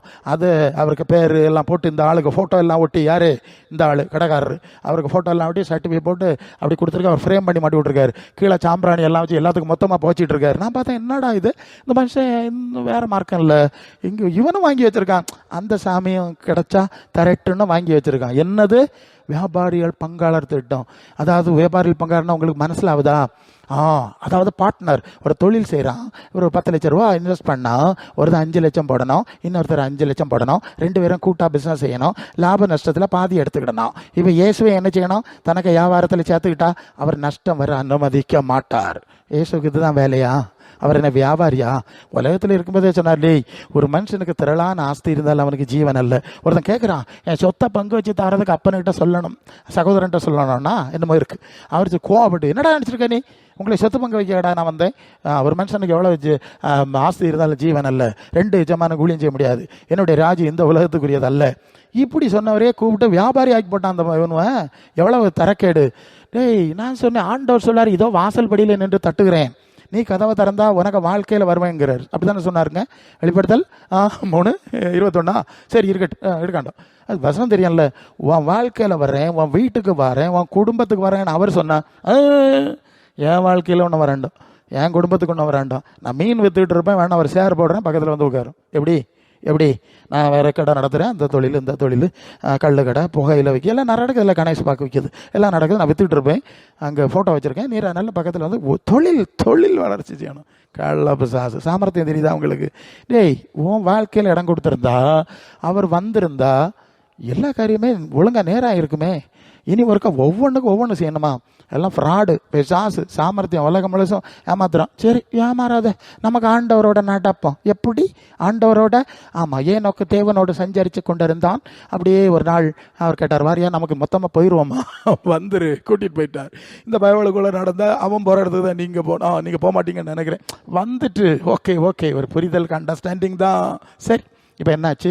ஆண்டவருடைய ஆவியில் நடக்கும்போது கிறிஸ்துவின் சாயல், கிறிஸ்து நமக்குள் உருவாக்கப்படுகிறார். அது பூரணமடையுது. 2 Corinthians 3:18, நாம் எல்லாரும் திறந்த முகமாய் கர்த்தருடைய மகிமையை கண்ணாடியிலே காண்கிற வண்ணமாய் கண்டு ஆவியாய் இருக்கிற கர்த்தரால் அந்த சாயலாகத்தானே மகிமையின் மேல் மகிமையடைந்து மறுரூபம் அடைகிறோம். இப்போ ப்ரெசன்ட் பர்ஃபெக்ட் கண்டினியூஸில் இருக்கு டென்ஸ். இல்லையா? இப்போமே நடக்கணும். அப்போ பிரசங்கியார் அப்போ கூட்டத்துக்கு வரதுன்னா ஏதோ போகுது, நோய் போகிறதுனா அது குருசடியிலே இதுதானே நடக்குது. இது குருசடி இல்லைன்னு முதல்ல சொன்னாங்க இல்லையா? கிறிஸ்துவின் சிந்தையை, சாயலை, தன்மையை உருவாக்கி பூரணப்படுத்த வேலை சபைக்கு. அது இங்கே வந்தப்புறம் கல்யாணம் நடந்தது. அதனாலே இதெல்லாம் எல்லாருக்கும் நடக்குது. இங்கே ஆண்டவர் செஞ்சுருக்கலாம், வேண்டான்னு சொல்லல. ஒன்று அதுக்கு ஆண்டவர் கூப்பிடலையே. அதுதான் சொன்னேன்ல, 2 தெசலோனிக்கர் 2:14, கர்த்தராகிய இயேசு கிறிஸ்துவின் மகிமை அடையும் பொருட்டாக அந்த ரட்சிப்புக்கு எங்களுடைய இந்த சுவிசேஷத்தினாலே உங்களை அழைத்தார். அல்லேலூயா. அப்போ இதுதான் சபையினுடைய நோக்கம். நீ வந்து பணம் சம்பாதிச்சியா, சோக்கேடு தீர்ந்தா, வீடு கட்டினியாங்கிறதெல்லாம் பிரச்சனையே கிடையாதுங்க. எல்லாம் போட்டுட்டு தான் போனோம். ஆமாம், அதெல்லாம் முக்கியப்படுத்தலை. அது 2 Corinthians 4:16, ஆனபடினால நாங்கள் சோர்ந்து போகிறதில்ல. எங்கள் புறம்பான மனுஷன் அழிந்து உள்ளான மனுஷன் நாளுக்கு நாள். புறம்பான மனுஷன் அழியணுமா வேண்டாமா? என்ன சொல்லுதியா? பெயிண்ட் அடிச்சணுமா? இப்போ அந்த பெயிண்ட் அடி பரிசுக்கு மாதிரிலாம் பெயிண்ட் அடிச்சு ஏமாத்துறான். அது முதல் வயதிலும் புஷ்டியார். இப்படியாடா புஷ்டி உண்டாக்குது? இல்லையா? புறம்பான மனுஷன் அழியணும். அழிவுக்குரியது அழியாமல் சுதந்திரிக்கிறது இல்லை, உள்ளான மனுஷன்ல பலப்படுறத சொல்லியிருக்கு. பேசியர் 3:16, ஆவியினாலே உள்ளான மனுஷன் வல்லமையாய் ஆத்துமாவிலே பலன் தந்து என்று தான் வசனங்களை வாசிக்கிறோம். அவர்கள் பலத்தின் மேல் பலன் அடைந்து சீயோனிலே தேவ சமூகத்திலே வந்து காணப்படுவார்கள் சொல்லியிருக்கு. அப்படி வரக்காக ஆண்டவர் சபையை வச்சிருக்கு. அதனால் தயவு செய்து, நான் கொஞ்சம் காலம் கூட்டத்துக்கு வந்தேன், வருமானம் கூடியிருக்கா, கடன் தீர்ந்திருக்கா, பிரச்சனை மாறி இருக்கா, இப்படி பார்க்காத. இயேசு எனக்குள்ள உருவாகிறாரா, எத்தனை டிகிரி, எத்தனை சதமான ஆச்சு, இதையே கவனிச்சுட்டு ஏசு வருவார், கூட்டிகிட்டு போவார், ஏசுநாதன் மேகம் மீதில் வேகம் வராருன்னு பாட்டோடனே வரணும்னு நீ போக முடியாது. பிலிப்பியர் 3:20-21, நம்முடைய குடியிருப்பு பரலோகத்தில் இருக்கிற அங்கே இருந்த கர்த்தராக இருக்கிற இயேசு ரட்சகர் வர நமக்கு எதிர்பார்த்து காத்து கொண்டிருக்கிறோம். அவர் நம்முடைய அற்பமான சரீரத்தை அவருடைய மகிமையான சரீரத்துக்கு அப்பாய் மறுரூபா படுத்துவார்ல, அப்படி சொல்லியிருக்குல்ல. ஆமாம் பாஸ்டர், படுத்துவார். எப்படி படுத்துவார்? 30 வருஷம் 25 வருஷம் விசுவாசி இங்கே இருந்து நீ இன்னும் கிறிஸ்துவின் சாயலில் மறுரூபமாயில. அதான் அந்த சாயலாகத்தானே மகிமையின் மேல் மகிமை அடைந்து உள்ளான மனுஷன்ல நீ மறுரூபப்பட்டிருக்கணுமே. 25-30 வரையும் மறுரூபமாவாத ஆள் பிறகு எப்படி ஒரு செகண்டில் மறுரூபமாவா? நவர் நடக்காது. இது சும்மா பாட்டுனால வர்ற விஷயம் இல்லை. அதான் அதெல்லாம் விசுவாச மார்க்கத்தார். நாங்கள் விசுவாசத்தில் போகலாம். கல்யாணம் கல்யாணம் விசுவாசத்தில் போவோம். அப்புறம் அங்கே ஒரு நோட்டீஸ், விண்ணக வாழ்வின் 3ஆம் ஆண்டு. அவர் அங்கேருந்து ஃபோன் பண்ணி சொன்னார், 3 வருஷமாக பரலோகத்தில் இருக்கார். எல்லாம் விசுவாசத்தில் போகிறாவலாம். கள்ளத்தனமானமாக இருக்கும். எல்லாம் நினச்சிக்கணும், நான் விசுவாசத்திலே போகிறேன். விசுவாசம் தான், தேவனை விசுவாசிக்கிறோம். காணாதவளே விசுவாசிக்கல. விசுவாசிச்சிருந்தா அதுக்கேற்ப நடந்திருப்பான்ல, நல்லது. இப்போ இப்படிப்பட்ட அனுபவம் உண்டாகிறது தான் பிரயாசப்படணும். அதான் செய்தி. ரட்சிப்பு நிறைவேற பிரயாசப்படுங்க. உங்கள் பிரயாசம் எப்படி? எப்போதுமே நான் பார்க்குறேன், நிறைய சபையில் விசுவாசிகள்லாம் கூட்டத்துக்கு வந்து வசனம் பேசினாலும் மனசம்படம் உலகத்தில் தான் கிடக்கும் பாருங்க. வெளியே பார்த்தா தாலி நூலெல்லாம் கலத்திருக்கோம், எல்லாம் அப்படி இருக்கும். ஆனால் பார்த்தா ஆவியானவர் சொல்லி இதெல்லாம் கலத்தினால உள்ளே கிடக்குது உலகமாகும். அப்போது சில இடத்துல எனக்கு ஆவியானவர் பேசியிருக்கார். அப்போ நான் கேட்டிருக்கேன், நீங்கள் இதெல்லாம் கலத்தி எப்போ வந்திய, எப்படி வந்திய அப்படின்னு கேட்டால், அது இதெல்லாம் கலத்தை மாற்றினா பூமியின் உயர்ந்த ஸ்தானத்துக்கு ஏறலான்னு எங்கள் பிரசங்கம் பண்ணார். கொள்ளாமா? எப்படியா பூமியின் உயர்ந்த ஸ்தானத்துக்கு ஏறலாம், ஆசீர்வாதம் வரும், ஆபிரகாமை போல, ஆபிரகாம் எப்படி போனான்னு இவங்களுக்கு தெரில. அவன் என் கூடாரத்தில் வாசம் பண்ணான், தேவன் தான் கட்டி உண்டான அஸ்திபாரம் உள்ள நகரத்துக்கு காத்திருந்தான். அதெல்லாம் சொல்லாமல் உருட்டி புரட்டி ஆபிரகாமின் ஆசீர்வாதங்கள் நமக்கு வருது. எந்த ஆசீர்வாதம்? இயேசுக்குள்ள ஆபிரகாமின் ஆசீர்வாதம் இருந்தால் இயேசு மூலம் தானே, வழி தானே வந்திருக்கணும், அப்போஸ்தலர் மாதிரியில் தானே வந்திருக்கணும். வேற எங்க ஓடி வரோம்? பிள்ளைகளையும் இஸ்ரவேலுக்கு உண்டான சமாதானத்தை காண்பாய். அப்படியா? அப்போ இயேசுக்கு பிள்ளை இல்லை, பிள்ளைக்கு பிள்ளை இல்லை, அப்போஸ்தலருக்கும் இல்லை, பவுலுக்கு இல்லை, சீலாவுக்கு இல்லை, பர்னபாவுக்கு இல்லை, பர்னபாவுக்கு இல்லை. அப்புறம் உங்களுக்கு எப்படி வரும்? தந்தா எடுத்துக்க. இதுக்காக கிடந்து ஒப்பராளப்படு எனக்கு. இப்போ நமக்கு வேலை அதா, பிள்ளையும் உண்டாக்கிட்டு இருக்கதா நமக்கு வேலை. சீசரில் உருவாக்க சொன்னார். சீசராங்க ஒன்று, நான் சன்னியாசி ஒன்றும் இல்லை, எனக்கு பேர பிள்ளை இருக்குது, அது வேற விஷயம். கர்த்தர் தந்தா வச்சுக்கிடுங்க. இதுக்காக கிடந்து ஓடையில் இதே பிரதானமாக நாங்கள் சொல்லிட்டு நடக்கல. அப்படியும் ஒரு சித்தம் இருக்குது. அவன் தான் சபை நடத்துகிறவன், ஒரே மனையோடைய புருஷன், குடும்பத்தை நடத்த தெரியாதவன் சபை நடத்த மாட்டான், அப்படிலாம் இருக்கிறதுனால நாங்கள் சொல்லிவிடுவோம், குடும்ப சமாதானம் சபை நடத்தாத, சுத்து பிரசங்கியாக எப்படிங்க? நீ சுத்து பிரசங்கியாக இருக்கணும். சபை நடத்துகிறவன், இந்த குடும்பம் எல்லாம் நடத்துனவன், அந்த அனுபவம் உள்ளவன் தான் நடத்தணும்னு சொல்லியிருக்கு. அதனால தானே இயேசுநாதர் சபை நடத்தலை, மற்றவங்கள்ட்ட பேது விட்ட கொடுத்துட்டு போகிறாரு, மனைவி ஆகிய சகோதரியை கூட்டிகிட்டு போகிறாரு அவர், மற்ற அப்போஸ்தலர். அதனால தான் சபை நடத்துகிற. இது நாங்கள் எது பேசுகிறோம்? பரலோகத்துக்கு போகிற, பரலோகத்துலேருந்து வேதம் பேசணும். ஒவ்வொரு சபைக்கு ஒரு சட்டம் ஒன்று நாங்கள் பேச முடியாது, நாங்கள்லாம் பரலோக அரசாங்கத்தோட வேலைக்காரர்கள், அவ்வளோதான். சரி, ஸோ அப்படி சொல்லியிருக்கு. அப்போ அவங்க செய்வாங்க, அது தனி அழைப்பு, அவங்க சேட். மற்றவங்க மற்ற சேட், அண்ணக அழைப்பு உள்ளவங்க அது சேட். எல்லாரும் அவரவருடைய அழைப்பில் இருப்போம். இயேசுநாதருக்கு ஒரு பக்கத்தில் மோசே, இன்னொரு பக்கத்தில் யோவான். மோசே குடும்பஸ்தன், எலியா அண்ணகன். சரி, எல்லாமே கர்த்தருடைய காரியத்தில் இருக்கிறது. ஹல்லேலூயா. அதனால் யாரை நீங்கள் வருத்தப்படாதுங்க. அது அங்கே போய் இதோட போகுது. இந்த வேஷம் கடந்து போகிறது. நீங்கள் லூக்கா 20:36-37 தானே, மரித்தவர்கள் உயிர்த்தல் அடைய பாத்திரவான்களாக எண்ணப்படுகிறவர்கள் அவர்கள் திருமணமாக மாட்டார்கள் சொல்லியிருக்குல்ல. அவர்கள் தேவனுக்கு பிள்ளைகளும் தெய்வத்தவர்களுக்கு அப்பா இருப்பார்கள், மறிக்க மாட்டார்கள். இதெல்லாம் இங்கே கொஞ்ச நாள் ஏற்பாடு தான், அதோட முடிஞ்சு போகுது. அதுவும் சரியாக போவே இல்லை, நம்ம பார்த்துட்டு தான் இருக்கோம் இல்லையா? சரி, அப்போ அதுக்குள்ளே போக வேண்டாம். நம்ம கிறிஸ்துவின் சாயல் அடையணும், கிறிஸ்துவின் குணம் அடையணும், உள்ளான மனுஷன் வல்லமையாக படப்படணும். இதுக்கு பிரயாசப்பட்டியலான்னு கேட்போம். எத்தனை பேர் பிரசங்கார இதுமா புதுசாக இருக்குது, நாங்கள் அப்படி இப்படி போய் பூமியின் உயர்ந்த ஸ்தானம் யாரெல்லாம் பிரச்சனை தீரும். என்னது? நான் உண்மை சொல்லட்டா, நீங்கள் வெளிப்படுத்தல 21:4 அவருடைய அது 21:1 சொல்லுது, இதோ புதிய வானம் புதிய பூமி உண்டாயிட்டு முந்தின வெளியிருந்த இடம் காணல சொல்லியிருக்குல்ல. 4ஆம் வசனத்தில் அவருடைய கண்ணீரியாவே தேவன் தொடைப்பார். என்ன பிரசங்கியாரு? அப்போ இந்த பூமியில் இருக்க வர கண்ணீரை தொடச்ச மாட்டாரா? அங்கே போனால் தான் தொடைப்பாரா? கண்ணீர் எல்லாத்தையும் தொடைப்பாரான்னு கேட்டால் அதான் உண்மை. இங்கே தொடச்சாலும் காலையில் தொடச்சா சாயங்காலம் ஆளணும். ஏன்? தேவன் சபிச்ச உலகத்தில் அதான் சர்வ சிருஷ்டி ஏகமாக தவிக்கிறது. அது அது எபேசியர் 6:12 மனித மாம்சத்தோடு ரத்தத்தோடு மல்ல அதிகாரங்கள் துறைத்தனங்கள் வானமண்டலத்தை பொல்லாத அவியல் சேனையோடு போராட நடத்திட்டு இருக்க இடத்துல இளைப்பாறுதல் எப்படி கண்ணீர் முழுசா மாறும்? இளைப்பாடுற காலம் இனி வர்றதுன்னு சொல்லியிருக்கு. அப்போ என்ன செய்யணும்? இது இளைப்பாடுற காலம் இல்லை, இது போராடு, நல்ல போராட்டத்தை போராடு, ஒரு விஷயம் ஒப்புவிக்கப்பட்ட விசுவாசத்துக்காய் போராட வேண்டும் என்று எழுதுறேங்கிறார். சரி, போராட வேண்டிய காலம் இது, இளைப்பாடுற இடம் இல்லை ஐயா. போராடிக்கிட்டு இருக்கிறோம், ரட்சிப்பு நிறைவேற போராடி கொண்டிருக்கிறோம், பிரயாசப்பட்டு கொண்டிருக்கிறோம், நித்திய ஜீவனுக்காய் போராடி கொண்டிருக்கிறோம். அவ்வா நல்ல போராட்டம் முடிச்சேன்னு ஒரு நாள் கர்த்தருக்குள் மறிக்கணும்ல, அது வர போராட தான் கூப்பிட்டுருக்காரு. இந்த அறிவோடு சபை நடக்கணும். உறங்கலாம், பிரியாணி சின்னுட்டு நல்லா தூங்கலாம் நினைச்சோன்னா பேய் வருவான், பேய் மாட்டிக்கிடாங்க. அதனால இந்த எல்லாம் விட்டுக்கிட்டு ரட்சிப்பு நிறைவேற, இயேசுவின் சாயலில் வளர, பரலோக சிந்தையிலே வளருதுலே நீ கவனமாக இருக்கணும். பிரச்சனை தீரப்படாதுன்னு அவர் வச்சிருக்காருங்க. ஏன்? பிரச்சனை இல்லாத ஒரு வாழ்க்கையை நான் உண்டாக்க போறேன்னு சொல்லியாச்சுல்ல. அது ஏசாயா 65:17 புதிய வானம் புதிய பூமி உண்டாக்குறேன், பழச நினைக்க மாட்டேன்னு சொல்லியாச்சுல்ல. ஆட்டுக்குட்டியானவருக்கு ஆட்சி கொடுக்கணும் 22:3 சொல்லியாச்சுல்ல. அதுக்குன்னு ஒரு காலம் வச்சிருக்கேன், அதுக்கு ரெடி ஆகு. இங்க கொஞ்சம் போல பிரச்சனையை தீத்தால ஆளுவ நடப்ப பார்த்தா தெய்வமே என்ன கஷ்டமா இருக்கு.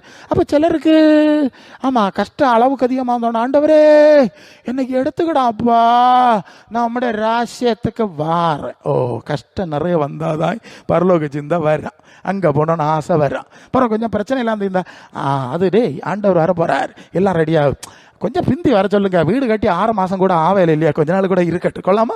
பிரச்சனை இருந்தால் போக மாட்டாங்களாம். அதனால பிரச்சனையை வச்சிருக்கு, அது அப்படியே இருக்கட்டு, அப்படியே தான் இருக்கணும். அது நீங்கள் பரலோகத்துக்கு போகிறவங்க உங்களை ரெடி படுத்தணும். அதனால தயவுசெய்து பிரச்சனை தீர்க்கணும்னு நீ பார்க்காண்டா, சமாதானமாக கண்ணீர் போய் இங்கே வாழலான்னு நீ பார்க்காண்டா. பிரசங்கியும் வாழையில, விசுவாசியும் வாழையில. ஆமாம், பவுல் சொல்கிறார், பக்கத்திலும் நெருக்கப்படுறேன்னு சொன்னார்ல, நான் நெருக்கப்படுறேன். இயேசு சொல்றார், நான் நெருக்கப்படுகிறேன். நான் ஸ்நானம் முடியுமளவும் எவ்வளவோ நெருக்கப்படுறேன். எல்லாரும் நெருக்கத்தில் தானே போனாங்க. அவங்க போன பின்ன நமக்கு என்னன்னு கேட்டேன். நமக்கு பூமிக்குரிய சிந்தை இருக்கனால இப்போ அங்கேயும் இல்லை இங்கேயும் இல்லாமல் ஆச்சு. உலகமே இல்லை, பரலோகம் இல்லாமல் கிடந்து இல்லாமல் ஆகாத ஒரே அடியாக பரலோகத்தையே பார்த்துரு. அதுதான் எபிரேயர் 12:1, மேகம்போ இந்த சாட்சிகள் இப்படி தான் ஓடி இருக்கிறார்கள். பாவமான யாவற்றையும் தூர எறி, அதை சுமந்துட்டு போவாதே. பாவமானதை தள்ளி விட்டு விசுவாசத்தை தோக்கிறவரும் முடிக்கிறவருமா இயேசு இருக்கிற இடத்துக்கு இயேசுவை பார்த்து இயேசுவை போல மாறுறதுக்கு ஓடு. இப்படி மாறுறேன்னா பழச்ச. இப்படி போனால் அவங்களுக்கு தேவ பலன் உண்டாகும். என்ன பலன் உண்டாகும்? அப்போ சபையும் விசுவாசிகளும் பலவீனமாக இருக்கிறதுக்கு காரணம் என்னன்னா, இங்கே வந்து இருந்துக்கிட்டும் பூமிக்குரிய சிந்தையில் தான் இருக்காவ, மாம்ச சிந்தையில் தான் இருக்காவ. ஆவியானவருக்கு கீழ்ப்படியது கிடையாது. என்னது? ஆமாம், பெந்தைக்கோஸ்தே குளத்துக்கு பிரச்சனை அதுதானே. ஆவியா இருக்கு. எஸ், ஆவியா இருக்கு, சொம்மண்ணியாச்சு, ஆவி கிடச்சாச்சு. இப்போ என்னதுன்னா, அது ரோம 12:14, எவர்கள் தேவனுடைய ஆவியினாலே நடத்தப்படுறார்களோ அவர்கள் தேவ ஆவியை பெற்றவன் தேவ பிள்ளை இல்லை, தேவாவினால் நடத்தப்படுகிறவன். ஏன்னா தேவாவிக்கு கீழ்ப்படியாமல் இருப்பான். அது எபேசியர் 4:30, மீட்கப்படும் நாளுக்கு என்று முத்திரையாய் பெற்ற பரிசுத்தாவியை துக்கப்படுத்துறவன் இருப்பான்ல, சொல்லியிருக்குல்ல துக்கப்படுத்தாதுருங்கன்னு. அதனால ஆவியை வாங்க தான் கை கால் உதறது தான் இல்லை காரியம். பாருங்க, கனிகளை பார்க்கணும். இப்போ கை கால் உதறது வல்லமை இருக்குது, அந்நிய பாஷை இருக்குது. பழைய காலங்கள்லேருந்து அந்நிய பாஷை கூட ரொம்ப பேச விட மாட்டாவ. நல்ல ஒரு நோக்கம் என்னன்னா, கனியில் காட்டு. சும்மா கையை காலை உதறதும் ஊழா போடுது தான். உன் குணத்தில் காட்டு, வேறு பாட்டில் காட்டு, பரிசுத்தத்தில் காட்டு, இதில் கிடந்து. ஏன்னா இப்போ அப்படி ஆயிட்டு, இது மாறி ஊழக்கூட்டம் வந்தது. அது வந்து இந்த சத்தம் போடுறது, கைகால் உதறது தான், சட்டையை கிழிச்சு தான் ஒரே ஆட்டம். காஞ்சிரோட் சாதி சாசன் ஐயா அவர்கள் தான் எனக்கு ஊழியத்தை சொன்னாங்க. நான் இங்கே டான்ஸ் எடுத்தோம்ல, அவர் சொன்னார், டேய் நீ போயிட்டே இரு, உனக்கு தேவன் படிப்பிக்கிறதெல்லாம் எல்லா இடத்துலையும் தைரியமாக பேசணும், தேவன் உனக்கு இடம் ஆயத்தம் பண்ணி தருவார், நீ போயிட்டே இரு அப்படின்னு 1-2 ஆலோசனை சொன்னார். அப்போ ஒரு காரியம் சொன்னார், டேய் இப்போ சாசா அந்நிய பாஷை பேச பார்த்துக்க. கொள்ளாமா அவர் சொன்னது, டேய் இப்போ சாசா அந்நிய பாஷை பேச பார்த்துக்க. எனக்கு தூக்கி வாரி போட்டு இப்போ ஒரு பெரிய பிரச்சனை. இப்போ சபையில் பேச அந்நிய பாஷை பேசுதா பெருசாக பேசுதான்னு எப்படி கண்டுபிடிச்சது? பெரிய சிக்கல் இல்லை. அவர்கிட்ட கேட்க முடியுமா? அவருக்கு கோவம் வந்துடும் அந்த மனுஷன். அப்படி ஐயா கேட்டு உள்ளுக்குள்ள கேள்வி இருக்கு, வெளியே சொல்ல பயம். அப்படி ஐயா சரி ஐயா சரி எல்லாம் சொல்லியாச்சு. பிறகு ஊழியம் முழுது அதான் பார்க்குறேன். ஒரு சம்பவம் சொல்லிட்டா, கன்னியாகுமரி கத்தோலிக்க சபை பக்கத்தில் ஒரு வீட்டு கூட்டத்தில் நான் பிரசங்கம் பண்ணோம். என்ன ஒரு பிரசங்கர் கூட்டிகிட்டு போனார். அங்கே போனால் முதல்ல பாட்டு பாடி ஒரு ஜபம். அந்த வீட்டு தாய் இப்போ எல்லாரும் இருக்கிறாங்க. அந்த அம்மா துள்ளி குதிச்சு பயங்கரமாக அந்நிய பாஷை பாட்டி ஆர்ப்பாட்டம் பண்ணிச்சு. நான் இங்கேருந்து யோசித்தேன், கொள்ளாமே கத்தோலிக்க சபைக்கு பக்கத்தில் பரிசுத்தாய் வந்திருக்கோ, ஓஹோ கொள்ளாமே. சரி, அடுத்து நான் தான் பிரசங்கம் பண்ணோம். நான் அப்போ ஆண்டவரே நான் என்ன பேசுறது இங்கே எப்படி இருக்குது அப்படின்னா, மற்ற 6:33 முதலாவது தேவனுடைய ராஜ்யத்தை அவருடைய நீதியையும். அப்போ தேவனுடைய ராஜ்யம்னா என்னது? தேவனுடைய சித்தம் செய்து தேவ பிள்ளைகளாய் தேவ ஆவியினால் நடத்தப்படுகிற அனுபவம் தான் தேவராஜ்யம். இது உலகத்தில். அதுக்கு அடுத்தது இப்போ நிஜமாக இந்த சரீரத்தை விட்டு அங்கே போவோம், அங்கே போயிடுவோம். நான் ஒரு 2 நிமிஷம் பேசியிருப்பேன். அந்த அந்நிய பாஷை பேசி துள்ளி குதிச்சு இல்லையா பொம்பளை, அது 2 கையை மறைக்க, டாய் நான் யாருன்னு தெரியுமாடா சொல்லுது. நான் சொன்னேன், நீ யாருன்னு தெரிய விரும்பல, ஓடி போயிரு அப்படின்னா தரையில் விழுந்து சர்ப்பம் மாதிரி நெளிஞ்சு வாமிட் பண்ணி ஓடி போச்சு. முதல்ல அந்நிய பாஷை, அப்புறம் சர்ப்பம். அப்புறம் தான் எனக்கு மனசிலாச்சு, நம்ம ஊழியக்காரர் அப்பவுமே சொல்லிட்டார், லேய் உன் ஊழியக்காரத்தில் பிசாசு அந்நிய பாஷை பேசுகிறத நீ கேட்க போகிறா. இப்போ புரியுதில்ல, நிறைய இருக்குது போதும். அதனால் இந்த கையை காலை உதறது அந்நிய பாஷை நல்லதா ஐயா, நான் உங்களை விட அதிகமாக அந்நிய பாஷை பேசுகிறேன், அதுக்கு தேவனை துதிக்கிறேன். இருக்கட்டும், தந்தா பேசுங்க. எல்லாரும் பேசிட்டு அவனு கட்டாயம் ஒன்றும் இல்லையே எப்படி சொல்லியிருக்கா? எல்லாரும் அந்நிய பாஷை பேசுகிறார்களா? ஆனால் எல்லாருக்குள்ள கனி இருக்கணும். வரங்கள் பட்டியலில் தான் அந்நிய பாஷை சொல்லியிருக்கு, கனிகள் பட்டியலில் குணத்தை சொல்லியிருக்கு. இந்த குணத்தில் உள்ளான மனசில் நீ புறம்பான மனசில் பெயிண்ட் அடிச்சுட்டு மேடையில் வந்து ஆடுது. இப்போ ஆம்பளை ஆடுனான்னு இப்போ பெண்ணுகளையும் கொண்டு விட்டுருக்கு அல்ல இல்லையா? இது வேசி மார்க்கம் தானே. நான் கொஞ்சம் பச்சையாக தான் பேசணும். நீ ஆண்டவரோட நட, குணத்தில் கனிகளில் வளரு, உள்ளான மனசில் பல, அது வெளியே தெரியாது, மற்றவர்களுக்கு தெரியாது. உன்னுள்ள வெளிச்சம் இருளாகாதபடி எச்சரிக்கையாருன்னு சொன்னார்ல. நீ உடுத்திக் கொள்வதற்கு வெண் வஸ்திரத்தை என்னிடத்தில் வாங்கி கொள்ளும்படி புத்தி சொல்லுகிறேன். இப்போ இதையும் பந்தயவசார குழப்பினாங்க. வெள்ளை வஸ்திரங்கிறது ஆத்மாவுடைய பிரகாசம், அது இழந்து மங்கிக்கிட்டே வருது. என்கிட்ட வந்து மனம் திரும்ப குணப்படு, நான் உன்னை கிறிஸ்து உன்னை பிரகாசிப்பிப்பார் என்று சொல்லி இருக்கிறதே எல்லாம் வசனம் தான். இது ஏகம் வெள்ளை வஸ்திரம்னு சொல்லுது. அல்லாமல் போத்திய சிலையா நல்ல ஒரு வாழ்னை வாங்கி போட்டு வெள்ளை வஸ்திரம்னு சொல்லப்படாது. வெள்ளை வஸ்திரம் தெரியாது, உங்களுக்கு இஷ்டம்னா வச்சுக்கிடுங்க, சிம்பிள் கம்பல்னா வச்சுக்கிடுங்க, அதுக்கு எதிராக பேசல. என்னிடத்துல இல்லையா வாங்குறோம் ஆண்டவர் சொன்னார், கடையில் போய் வாங்க சொன்னாரா? இப்போ புரிஞ்சிருக்கோன்னு நினைக்கிறேன். அவள் உள்ளான மனுஷனில் கவனமாக இருக்கணும். இப்படி தப்பான விஷயம் எல்லா இடத்துலையும் வருது, அதை திருத்தணும். உன் மனசு சரியாக இருக்கணும். ஏன்னா நீ கண்ணை மூடும்போது நாம் உள்ளான மனுஷன் தேகத்தை விட்டு குடி விலகி போகவும் கர்த்தரத்தில் குடியிருக்கும் அதிகமாய் விரும்புகிறோம்னு சொல்லியிருக்கா. இது வெளியே போகிறது இந்த சரீரம் இல்லை, அந்த ரட்சிக்கப்பட்ட ஆத்மா இருக்குது. அதாவது ஆத்மாவுக்கு ரட்சிப்பு ஏற்பட்டாச்சு, அது ரட்சிப்பு நிறைவேற பிரயாசப்பட்டுட்டு இருந்து அது ஒரு கட்டத்தில் வந்து முடிஞ்சிருக்கு. இப்போ அது வெளியே போகுது. வெளியே போகும்போது அது என்ன அளவுக்கு வளர்ந்ததோ அதுக்கேற்ற மகிமை கிடைக்கும். அதுதான் 1 Corinthians 15:40-41 சூரியனுடைய மகிமை வேறு, சந்திரனுடைய மகிமை வேறு, நட்சத்திரனுடைய மகிமை வேறு, மண்ணெண்ணெய் விளக்கினுடைய மகிமை வேறு. பிரகாசம் தெரியும் இல்லையா? சிலர் சூரியனை போல, சிலர் சந்திரனை போல, சிலர் நட்சத்திரம் போல வித்தியாசமாக இருப்பாங்க. அது அவ்வளவுதான். இது இவ்வளவுதான் வளர்ந்தது, இது இவ்வளவுதான் வளர்ந்தது. அதுக்கேற்ப வித்தியாசமான மகிமை. இதுதான் சுத்தம் பிரகாசம் உள்ள மெல்லிய அவசரம் சொல்லியிருக்கு. அது பரிசுத்தவனுடைய நீதிகளேன்னு சொல்லியிருக்கு வெளிப்படுத்தல் 19:8. அப்போ இது உண்டாகிறதாக சபைக்க வேலை. உள்ளான மனசில் பலப்படுது அல்லாமல் புறம்பான மனசில் வளருது பற்றி பார்க்கல. அதில் சந்தோஷப்படாதா? சரி, உனக்கு தந்தாருன்னா வச்சுக்க, கர்த்தரை மகிமைப்படுது, அதை பேசலை. உனக்கு உள்ளான மனுஷன் செத்து இருக்கே, நீ ஆத்மாவுக்கு போகல, உனக்கு ஆத்மா பரலோகத்தில் இல்லை. மனசு இப்போ 10 பைசா வந்தோடனே உலகத்துக்கு பின்னால் போயிடுவாவ. ஒன்றும் இல்லாத காலத்தில் எப்பா பரலோகம் பரலோகம் வருகை வருகை வருகை. அப்புறம் கொஞ்சம் எல்லாம் வந்தோடனே இனி தோட்டத்துக்கு போகண்டாமா, இனி மாடு மேய்ச்சாண்டாமா, இனி இதெல்லாம் ஒன்று மெயின்டைன் பண்ணாண்டாமா, அங்கே பக்கத்துக்காரன் கல்லை மாற்றி போட்டிருக்கான கேஸ் கொடுக்காண்டாமா. வந்தாச்சா? எல்லாம் வந்தாச்சா? தள்ளிக்கிட்டு ஓடு.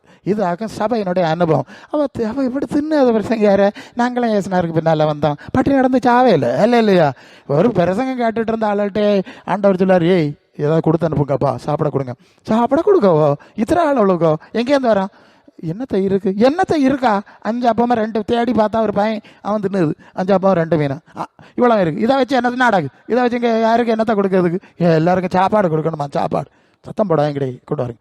எடுத்து ஆசி வச்சு கொடுத்தாரு. எல்லாருக்கும் 5000 பேர் கொடுத்துட்டு இந்த பயவளுக்கு ஆளுக்கு ஒரு கூட 12 கூட மிச்சம் எடுத்தாலே தூரப்படாதுங்க, சமந்துட்டே வாருங்க. போ. ஸோ இப்படி இல்லை, அவர் நடத்தி விட்டார். அப்போ நீ தேவராஜ்யத்தை தேடி இருக்கணும் இல்லையா? மற்ற 6:33 அப்போ உங்களுக்கு அவசியமானதை தருவார். கூட கடக்கப்படம்னா கண்ணுக்கு இங்கே உள்ள கல், சாராயம், கல், மண் எல்லாத்தையும் தருவார்னு அர்த்தம். மேலே எழுதியிருக்கு இல்லையா? என்னத்தை கொடுப்போம், என்னத்தை குடிப்போம், எப்படி இருப்போம், அத்தியாவசியம் அதெல்லாம் தருவேன். ஒன்றும் உங்களுக்கு இருந்தால் போதுமென்று இருக்கக்கூடாதுன்னு சொல்லியாச்சு இல்லையா? அதில் நிற்கணும். பரலோகத்தை பார்த்து நீ போய்கிட்டே இருக்கணும். அப்போ உள்ளான மனசில் பலன், ஆவிக்குரிய வரங்கள், கிருபை, அப்படி இதாக அப்போஸ்தல அனுபவம்னு சொல்லுது. அப்போ தேவன் கிரியை செய்வார். அப்போ மற்ற ஜனங்களுக்கு வந்தால் சரீர விடுதலையும் கிடைக்கிறது, ஆத்மாவுடைய விடுதலை கிடைக்கிறது, மகிமை பெற்ற தரிசனம் கிடைக்கிறது, சபை கட்டப்படுறோம். இல்லையா? இதை விட்டுக்கிட்டு நீங்கள் வேற போகக்கூடாது. இங்கே பெந்தகோஸ்தே சபைகளுக்கு இது ஒரு பெரிய பிரச்சனை, வேலை கெடுவிலே இருக்கும். இதே மற்ற வந்தோடனே கோபுரம் ஏற்றிட்டா நம்மளாம் கொஞ்சம் வாசலை பெருசாக்குவோமா, கொஞ்சம் உபதேசத்தை கொஞ்சம் திருத்தினா பார்த்தாலும் கூட என்னட்ட சொல்லிடுவா, இப்படி எல்லாம் பெருசாக வேணா நமக்கு சபை கட்ட முடியாது. பெருசங்கார் நீ ஒன்றும் கட்டாண்டா, சபையை ஆண்டவர் கட்டுவார். சபை என்ன உனக்கு சபையா? கர்த்தர் சபை, கர்த்தருடைய சபை, ரட்சிக்கப்படவர்கள் கர்த்தர் சபையில் சேர்த்து கொண்டு வந்தார். நீங்கள் பலத்த கருத்தில் அடங்கி இருந்து அவர்கிட்ட பேசிகிட்டு இருங்க, அவர் மிச்ச காரியத்தை செஞ்சுட்டு இருப்பார். நீங்கள் அரசியல் கட்டப்போனா அவர் வரமாட்டார். அப்போ நீ சாமர்த்தியத்தில் பாருன்னு சொல்வார். சரிதானே? என்ன புரிஞ்சிய? நம்ம உள்ளான மனுஷன்ல வல்லமையாக பலப்படணும், ரட்சிப்பு நிறைவேற பிரயாசப்படணும். பிரயாசம் பிள்ளைய பார்த்து பாலை கொடுத்து, ஐயை கொடுத்து, இறைச்சியை கொடுத்து, முட்டையை கொடுத்து, இதெல்லாம் வேண்டி கொடுக்குது. பிள்ளை வளராண்டாமா? ஆமாம், பிள்ளை வளரணும். வளரான் இல்லையா? பிள்ளை பிறந்து 10 வரி ஆச்சு, தொட்டிலே கிடந்தா வேறு தெரியாமல் பிள்ளை தொட்டிலே கிடக்கு. நீங்கள் கேட்க வெட்டுவியலா? இவையெல்லாம் கேட்க வெட்டுவாவ, என்னெல்லாமா விட்டு வெட்டணும், முட்டாய் கொடுக்கணும், எல்லாம் கொடுக்க. சரி, இப்போ வளராத பிள்ளைக்கு யாராவது முட்டாய் கொடுப்பாவில? அப்போ நம்மளும் அது மாதிரி தான். வரியும் 25 ஆச்சு, ஆண்டவர் பாப்பார் இன்னும் 3ஆம் கிளாஸ்லேயே இருக்கு. அவருக்கு சந்தோஷம் வருமா? அப்போ உள்ளான மனசில் பலப்படு, கிறிஸ்துவனுடைய சத்தத்தின் மேலே பலப்படு, பரலோக சிந்தையில் பலப்படு. இந்த கள்ளத்தனமான உலகத்தின் மாயத்தில் பலப்பட நீ ஆசைப்படாத. சில ஆளுகளுக்கு நம்ம அடைச்சி போட்டிருக்கு, வெள்ளை போட்டு கட்டி போட்டிருக்கு, கொஞ்சம் திறந்து விட்டா வேணா வெளியே போகலாம். ரொம்ப வரியத்துக்கு முன்னே நான் ஒரு சூழ்நிலையில் பிரசங்கம் பண்ண போவேன்.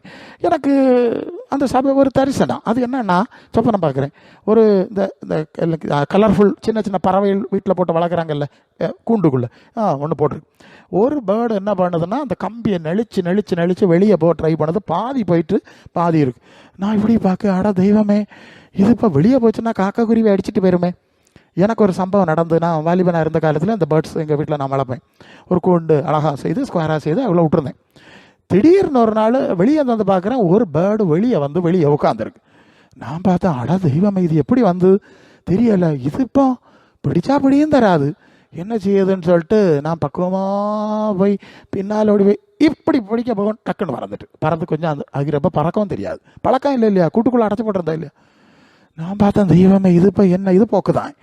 அதில் பறந்து அது அப்படி கண்ணை திருக்கி உருட்டி பார்த்தது. பார்த்துட்டு அப்படி பார்த்துட்டு இருக்க நேரம் எங்கே இருந்த ஒரு அண்டங்காக்கா வந்து பறந்து ஓடி வந்து கொம்பில் எடுத்துகிட்டு போயாச்சு. இது கீ கீ கீ கீ கீ கீ. நான் எங்கே ஓடுறதுக்கு? காக்கா கொண்டு போகுது. இப்போ புரியுதா? போகிறதான் பார்த்தா கூட்டுக்குள்ளே எலி ஒரு ஓட்டை போட்டிருக்கு, அதில் வெளியே வந்துட்டு அடைச்சி போட்டிருக்குது. பாதுகாப்பாக இருக்குது காக்கா. திறந்து விட்டால் அங்கே கழுகு, பருந்து, சித்தணில் இதெல்லாம் இருக்கிறது இந்த குருவிக்கு தெரியாது.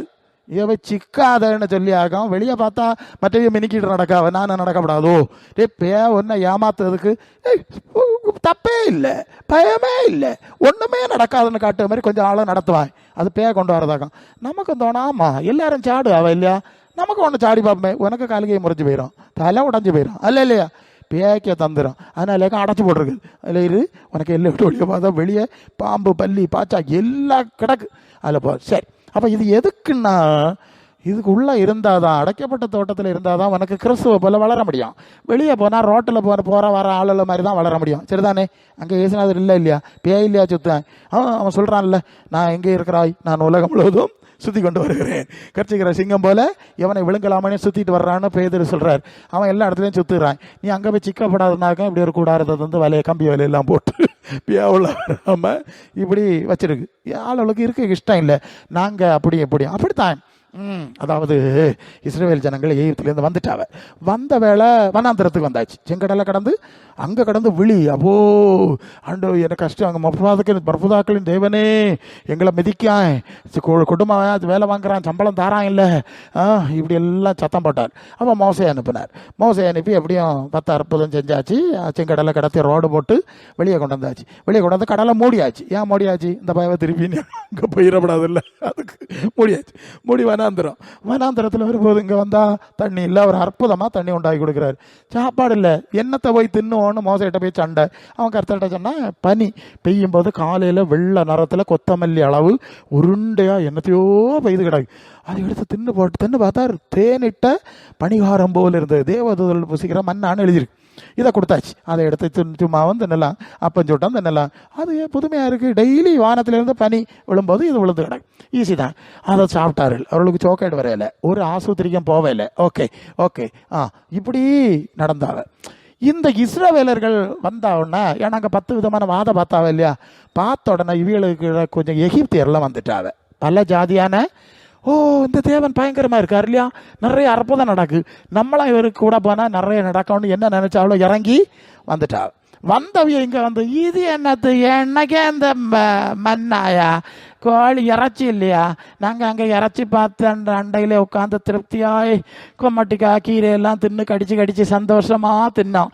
ஐயோ எங்கள் உள்ளம் வாடி போகுது. அங்கே இருந்து சவுட்டுப்பட்டு மிதிப்பட்டு எங்களை விடுவியும் கடவுளேன்னு விழிச்சாக்கம் கரையாற்றி கொண்டு வந்தது. இப்போ இறைச்சி சட்டி அண்டையில் உட்காந்து நாங்கள் பொரிச்சும் கறி வச்சோம் தின்னோமா. கதையை பார்த்துடுங்க. இவங்க வாடி என்னைக்கும் இந்த மண்ணாவா, என்னைக்கும் பரலக்கா, என்னைக்கும் பரிசுத்தான், வேறு ஒன்றும் இல்லையா பரிசுங்காரு. அங்கெங்கெல்லாம் நிறைய பேச அவளாம் இல்லையா, கலர்ஃபுல்லாக பேச அவளாம் இல்லையா, என்னைக்கும் இதுதானா இது. இதனால உனக்கு சோக்கேடு வரையில்லை, வேறு பிரச்சனை இல்லை, வஸ்திரம் பழசாகலை, செருப்பு தேவையில்லை, பின்ன எனக்கு கிடந்து உப்பராளப்படு. அது நாங்கள் பலது தின்னு பழகுன ஆளுகளாக்கம். எங்களுக்கு இது இந்த ரேஷன் அரிசி பிடிச்சல. அப்போ அப்புறம் இறச்சி கொடுத்தார், சோக்கேடு வந்தது, முறமுறத்தார்கள், கொள்ளி வாய்ச்சிருப்போம். இது போல் சபைக்குள்ள ஆளவே இருக்கும். நீங்கள் அப்படி இருக்கக்கூடாது. நமக்கு இப்போ ரட்சிப்பு நிறைய பேர் பிரயாசப்படணும். கிறிஸ்துவன் சாயல் சிந்தையில் வளரணும், கிறிஸ்துவன் பூரண சாயல் அடையணும். நான் முடிக்கேன் அது சில அளவு சொல்லுவாவ. அது நாங்கள் வளர்ந்துருக்கோம் பிரசங்க யாரு, அதில் வளர்ந்துருக்கோம். ஒரு கட்டம் நான் வசனத்தை சம்பவத்தை சொல்கிறேன். பவுலும் சீலாவும் தானே போகிறார். ஓகே, அங்கே போனோன்னா இந்த 19ஆம் அதிகாரம், அப்போ சொல்ல 19ஆம் அதிகாரத்தில் ஸ்கேவா என்று சொல்லக்கூடிய ஒரு ஆசாரியன் யூதன், அவனுக்கு 7 மக்கள் இருந்தார். இவர்கள் எல்லாரும் பார்த்தாவ. வசனம் எப்படி இருக்கு, அவர்கள் பிடிச்ச 19 நினைக்கேன். சரி, அவர்கள் ஒரு பிடிச்ச மனுஷனை பிடிச்சி, பவுல் பிரசங்கிற இயேசு நாமத்திலே கட்டளை எடுக்கிறோம், ஓடி போன்னு சொன்னாவலாம் இல்லையா. உடனே அந்த கேட்டுதான், பவுலே எனக்கு தெரியும், ஒன்னே எனக்கு தெரியும், இயேசுவே எனக்கு தெரியும், நீ யாரடான்னு கேட்டானா. தெரிஞ்சா இப்போ ஒரு சட்டையெல்லாம் கிழிச்சு காய போட்டு ஓடி போனாருன்னு இருக்கு. அதனால நான் அப்படி வளர்ந்துருக்கேன் இப்படி வளர்ந்துருக்கேன்னு நம்ம சொல்லிக்கிடலாம் பாருங்க. ஆண்டவர் நம்ம குறித்து சாட்சி கொடுக்கணும். வெளிப்படுத்தல் 3:5 சொல்வார், ஜெயங்குள்ளவரவனை குறித்து நான் சாட்சி கொடுக்கணும், இவன் தோத்தவனா பாசானவனா நான் சாட்சி கொடுக்கணும். சாத்தான் சொல்லிடுவான், எனக்கு என்ன தெரியும், அதுக்கா நீ வரியும் கொஞ்சம் ஆயிருக்கு, ஆனால் நீ உனக்குள்ள இயேசு எம்படி இருக்காருன்னு எனக்கு தெரியும், தேவனுக்கும் தெரியும், இயேசுக்கும் தெரியுமா தெரியாதா? அப்போ நம்ம ஆண்டவருக்கு முன்னில் முடிச்சிடறேன். அதனால உலகத்தில் நிறைய சாட்சி எல்லாம் சொல்லுவா, இவர் அப்படியாகும் இப்படியாகும், சாட்சியாக இருக்கணும். பரலோகத்தில் ஒரு சாட்சி இருக்குது, அது இல்லைன்னா அடுத்த எல்லாம் கந்தலாகி போயிடும். அப்போ இயேசு பார்க்கிறபடி, இயேசுவோடு நடந்து இயேசுவில் வளரும்படி நம்ம ஒப்பு கொடுக்கணும். நம்முடைய ரட்சிக்கப்பட்டுட்டேன் இச்சிக்கப்பட்டுட்டேன்னு சொல்லாமல் ரட்சிப்பு நிறைவேற பிரயாசப்பட்டு கொண்டே இருக்கணும். அப்படி வார்த்தையினாலும் ஆவியினாலும் மகிமையின் மேல் மகிமையோடு மறுபட்டுட்டே இருக்கணும். உலகத்தை அங்கே இங்கே பார்க்கப்படாது. நம்ம போக வேண்டிய லெக்கு ஆண்டவர்கிட்ட போகிறதுக்கு, இங்கே மண்ணுக்கு போகிறதுக்கு இல்லை, அது சரீரம். நம்ம அங்கே போனோம் இல்லையா, அந்த லட்சியத்தோடு நடக்கும்படி நம்ம ஒப்பு கொடுத்துருவோம். தலைகளை தாழ்த்திடுவோமா? சி மேட்டர்ஸ் அல்லிமா சாக்கட்டா ஜெசிகா ஸ்வனா ஷலிங்கா டியா எல்லாரும் ஒப்பு கொடுங்க. நிறைய பேசியாச்சு, ஆவியானவர் நிறைய பேசியாச்சு.